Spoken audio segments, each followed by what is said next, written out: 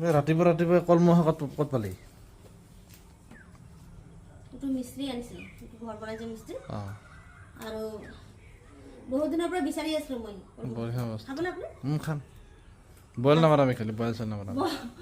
বইলেতো বনাম বইল হ'লে নাখাওঁ।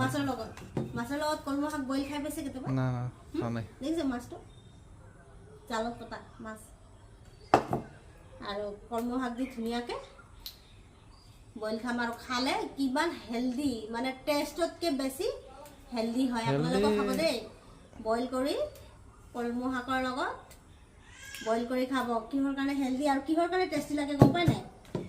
এই শাকটো পানীত থাকে আৰু পানীত থাকে মাছ আৰু এই শাক কিন্তু বহুতে নাজানে খাবলৈ, কিন্তু খালে বিৰাট টেষ্টি খায়, বিৰাটেই টেষ্টি, মানে ইমানেই টেষ্টি।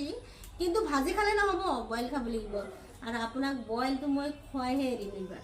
বহুতে কৈ থাকে, সেইদিনাখনো কৈ আছিলে বাইদেউবিলাকে, বাবুৱে বইল নাখায়, আপুনি কিন্তু জবৰদস্তি খুৱাই থাকে। মই কি জবৰদস্তি খুৱাওঁ আপোনাক? হা, জবৰদস্তি খাব খুৱাওঁ? নোৱাৰিম এই চব বইল চইল। দাদা দাদা কলমৌ শাকটো বইল খাব পাৰে না? কলমৌ শাকটো বইল খাব পাৰে?